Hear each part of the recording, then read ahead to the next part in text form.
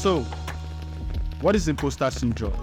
The National Institute of Health defines imposter syndrome as a behavioral health phenomenon described as self-doubt of intellect, skills, or accomplishments among high-achieving individuals. Wait, am I high-achieving individual? Now that's imposter syndrome speaking. From the definition of imposter syndrome, you can tell that most of the time it's just in your head. So in this video, we are going to talk about imposter syndrome, how it affects designers, causes, and practical solutions. Initially, I wanted to divide this video into two parts. For the first part, I plan to talk about the problems, and for the second part, I plan to talk about the practical solutions. For the second thought, I will talk about the problems and also talk about the solutions, relative solutions side by side. Then I go out to talk about general solutions for you, for me, for us, not to feel imposter syndrome as designers.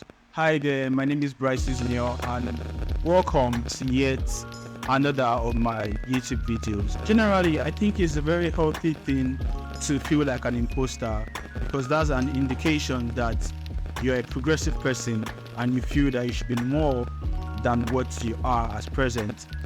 In my opinion, feeling like this leads to continuous growth, but when does it get toxic?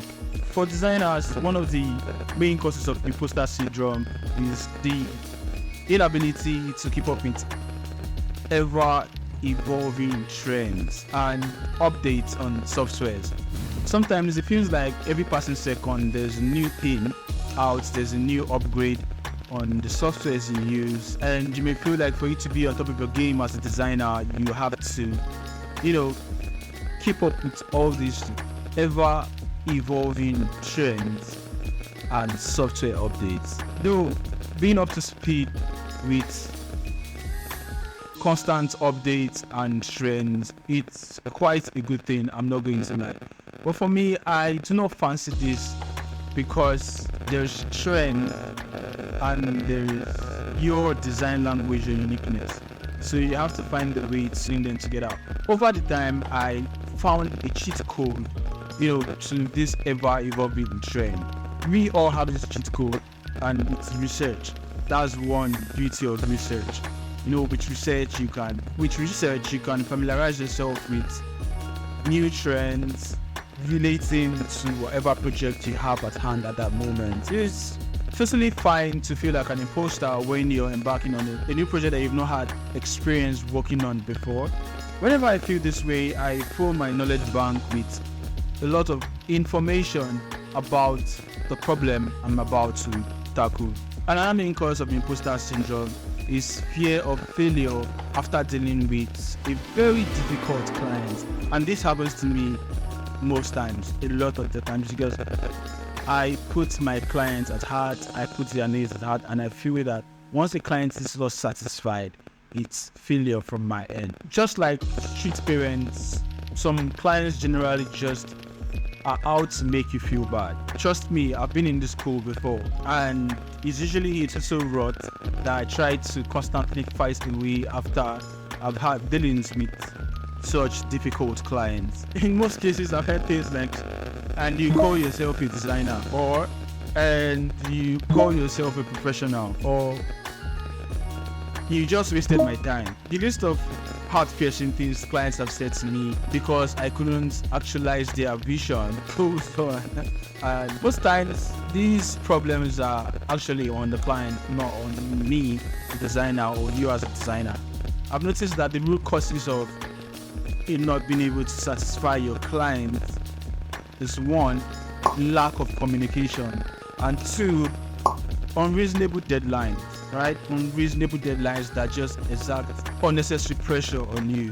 One way to deal with this is to ask clients concise questions about their project and expectations. Also, make them understand the project scope and possible delivery dates. And if possible, they should, point you to a reference design that, has or is similar to the final picture they have in, their head.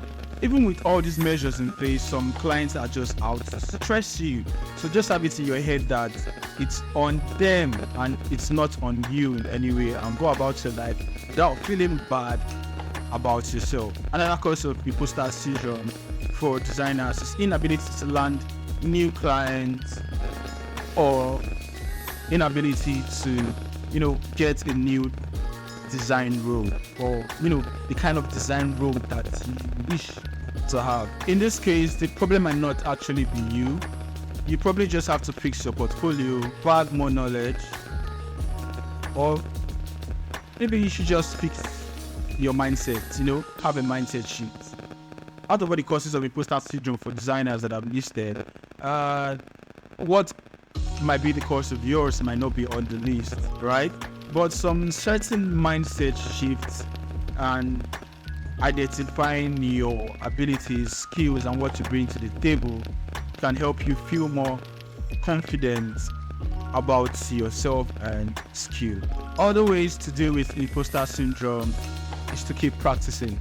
Practice, and also find a community. Communities are great at helping you, feel valuable, helping you know that whatever it is that you're doing, a lot of people see this as important, and they live a life around it. Remember, the fact that you know something does not mean every other person around you knows it, right? What's obvious to you might be super amazing to someone else. Wait, before you leave, I have a tiny favor to ask. I noticed there's been a reasonable amount of traction on this channel lately, but a lot of you have not been subscribing, and that breaks my heart. Honestly, it breaks my heart. You'll just come here, pick my brains, and leave. It's not fair, to be honest. I think it just has to be one of two things. You don't trust me enough to bring value to you in subsequent videos, or you guys are just mean. Yeah, I said that. You guys are just mean. Anyway, no matter what the problem might be, hit the like and the subscribe button below, and that's really going to help me grow and also stop me from feeling like an imposter.